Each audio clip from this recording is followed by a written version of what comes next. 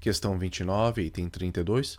Os gráficos das funções f, definida de reais em reais, e g, definida de reais em reais, dadas respectivamente por f de x, que é igual a x ao quadrado, e g de x, que é igual a 2 elevado a x, para todo x real, se intersectam em exatamente um único ponto.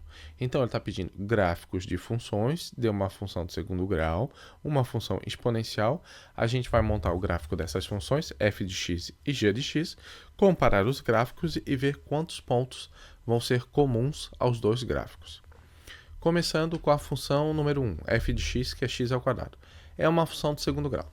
Vamos lá, revisão para montar um gráfico de uma função de segundo grau. A forma da função de segundo grau é assim, ó, ax ao quadrado mais bx mais c. No nosso caso, o a, que é maior que zero, vai indicar o quê? Concavidade para cima. O b é zero. Se o b é zero, significa que a minha função, a minha parábola, ela vai ser simétrica ao eixo do y. Ela vai estar exatamente no meio do eixo do... O vértice dela vai estar sobre o eixo do y. Ela vai ser simétrica, vai ser uma função par. E se o c é igual a zero, significa que não há deslocamento vertical. O meu vértice vai estar sobre o eixo do x.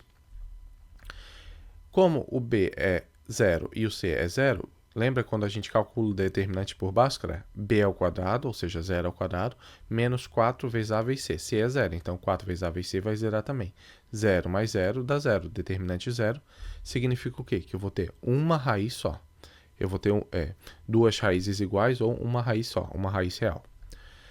Como é que eu calculo a raiz da parábola?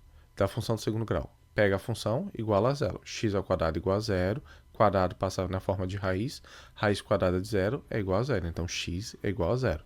Zero novidade. Por quê?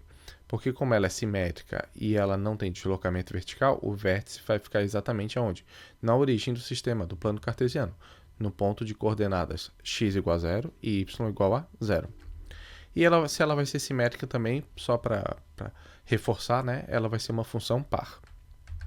Vamos montar o gráfico da parábola está assim. Concavidade para cima, o intercepto e a raiz aqui no zero, na origem do sistema, que também é a raiz.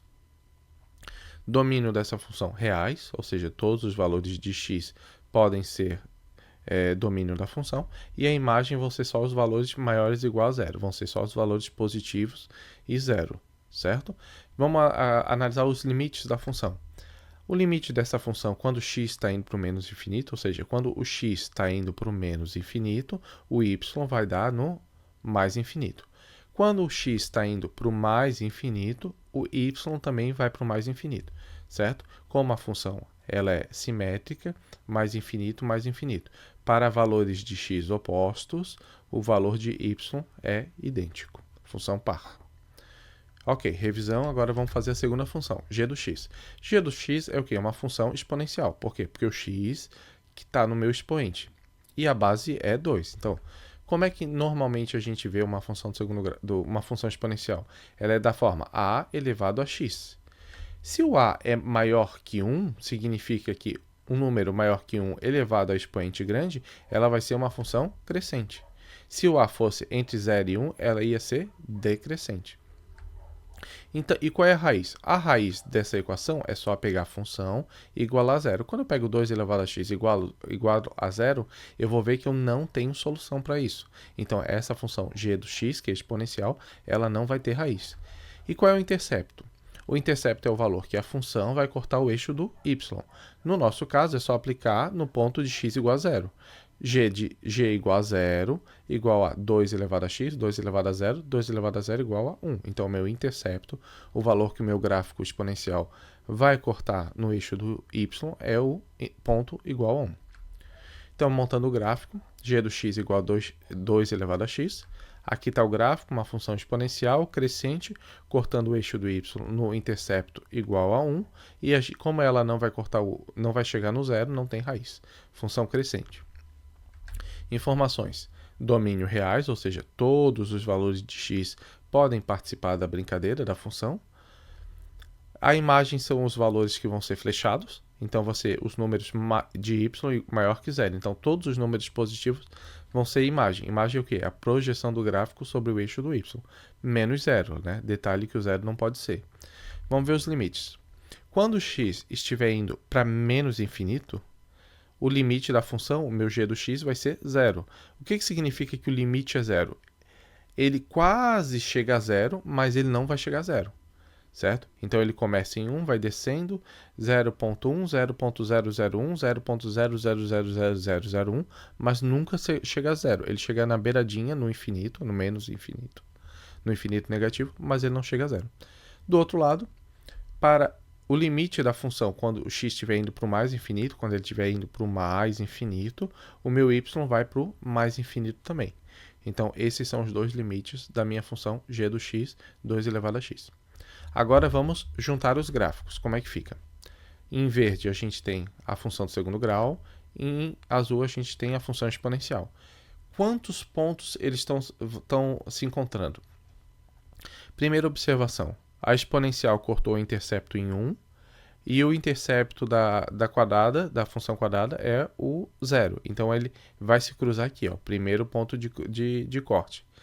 Aí, depois aqui, ele vai se cruzar no ponto 2, de x igual a 2. Por quê? Se x é 2, na quadrada vai ficar 2 ao quadrado, e na exponencial vai ficar 2 ao quadrado também. Então, aqui eles vão se encontrar. E tem um outro ponto, que talvez, né, dê para ver, que é o 4. Que vai ficar 4 ao quadrado 16 na função do segundo grau e 2 na 4 também dá 16, né? Porque 2 elevado a 4 é 2 vezes 2, 4, vezes 2, 8, vezes 2, 16. Então, é um terceiro ponto de igualdade entre as duas funções. Né? Então, para quem ficou interessado, o meu ponto 1 é aproximadamente menos 0,76 para x e 0,58 para y. O meu ponto 2 vai ser de coordenadas x igual a 2, y igual a 4. E meu ponto, a minha intersecção 3 vai ser o ponto P3, 4 e 16. Na hora da prova eu não consegui visualizar. Paciência. Esse primeiro aqui, a gente não tinha como calcular na hora da prova, era muito difícil. Mas teria que saber pelo intercepto que ia ter uma cruzada aqui. Um gráfico ia subir, o da exponencial e o da parábola ia descer. E aqui o 2, né, 2 ao quadrado e 2 ao quadrado e 2 ao quadrado ia ficar igual. Esse aqui eu acho que na hora da prova dava para verificar. E esse aqui também não podia esquecer, né? Tinha que pelo menos achar 2. A questão foi legal, ela deu assim, ó, se intersectam em exatamente um único ponto, né? Achando o segundo aqui, a gente já marcava esse item 32 como errado. Mas na verdade são 3 pontos, o P1, o P2 e o P3, certo? O primeiro aqui, o segundo aqui, né, do 2 e 4, e o terceiro aqui no 4 e 16. Então, item 32, então, está errado.